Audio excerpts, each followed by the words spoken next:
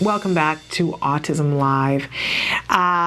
Want to talk a little bit about self-injurious behavior, because this is something that we will see sometimes with children on the autism spectrum.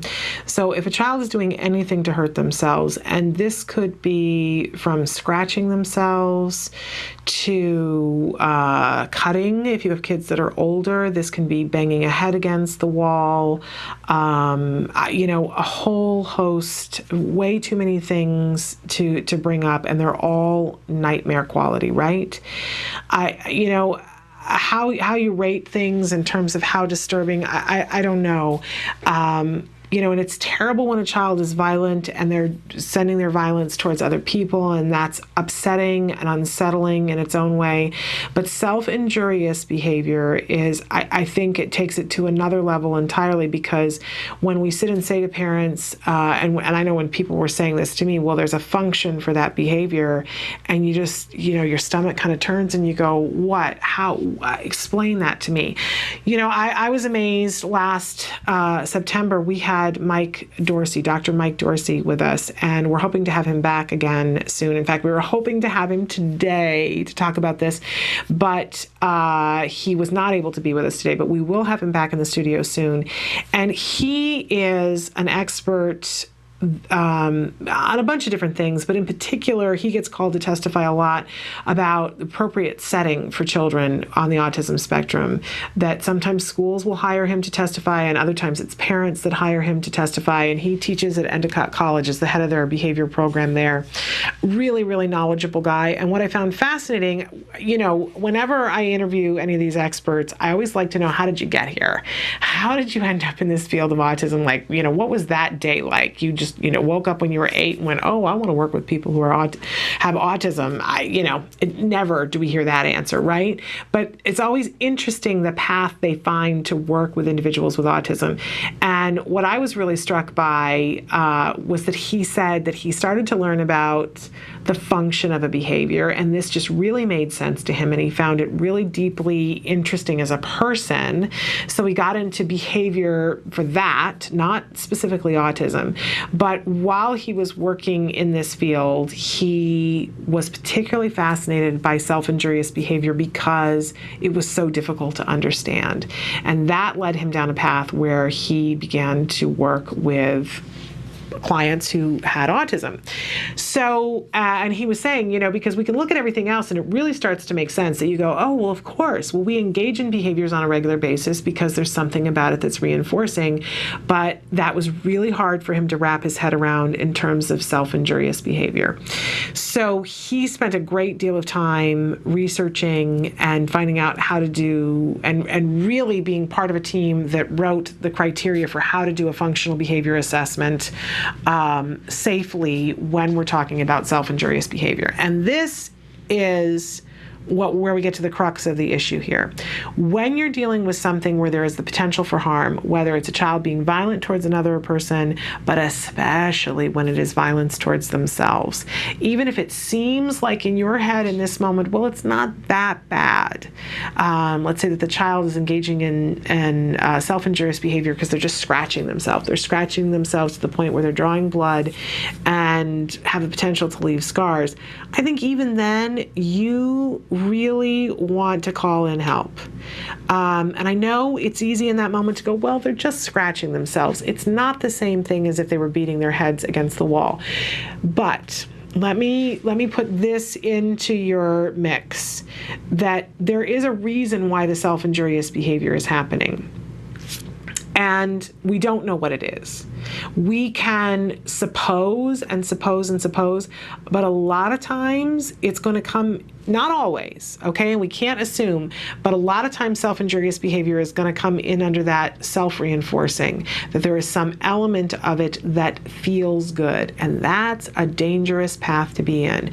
If hurting yourself, if there's an element of it that feels good, that kind of thing can escalate very quickly, and you don't want to let it go. So on the one side, I really want to put, I know, we don't want to be in fear and anxiety, but this is one place where we need to be in fear and anxiety and get an expert, and by an expert, I'm talking about a BCBA, a board certified behavior analyst who has experience with autism and has experience with self-injurious behavior of the nature of what you're dealing with. And those are the things that you want to ask them before you contract with them to help you, because that's not the time to be working and having your child be a guinea pig because somebody just got their BCBA, hasn't really worked with kids with autism, hasn't really worked with self-injurious behavior. This is not the moment, right? You could do that with crossing the street maybe, because you know that it's going to follow a pretty, succinct, this is different. Get an expert who already knows how to deal with this kind of thing and has dealt with this kind of thing successfully. Do yourself a favor. Do your child a favor. Okay. But on the other side of things, what I want you to know is that it may be, and it is sometimes, not always, that there is something that is so easily fixable that you can turn this behavior around like that. And think about how badly you're going to feel even if it's something where you say, well, it's just my child scratching themselves and they just draw blood, it's not that big of a deal. It's not like, they're hurting themselves to the point where they could do permanent damage. But think about if you find out that it is so minute and so fixable that you could take care of it in an afternoon and your child would never do that again, and how bad you will feel if you wait 2 months or 2 years to take care of that, and how much it can escalate in that amount of time. So whatever you have going on, if there is self-injurious behavior happening, it needs to go right to the top of the list. Right to the top of to the list, to get help, to have somebody come in, take a look at it, come up with a behavior intervention plan. You need to know what the function of it is. And when you're dealing especially with self-reinforcing and self-injurious, that combo platter, you really need to have an expert. Absolutely need to have an expert. If you don't know who to go to, here are some suggestions. First of all, you can go to www.centerforautism.com. Go to the location tab, see where the closest office to you is. If it's 3 countries away, call it. Call it anyway. Call the nearest office to you and say, here's what's going on. Do you have anybody that services my area, or can you recommend anyone? Okay, I think that's the best place to start. But in addition to that, I'm always telling you guys to have a local support group and a global support group, right? This is a great case for the local support group. And find one that fits your schedule and your way of communicating. I have them online because I'm too busy to meet at a specific time on a specific day. My child's too busy for me to do that. If I relied on that, I would never have a support group. But I get a daily message from all the people that are in my support group about what they're asking about, what they're talking about, and I can ask a question. So I can sit here at 11:10 and I can type in a question and say, who would you guys go to get a functional behavior assessment for headbanging? Or who would you call to get a functional assessment for pulling their hair out?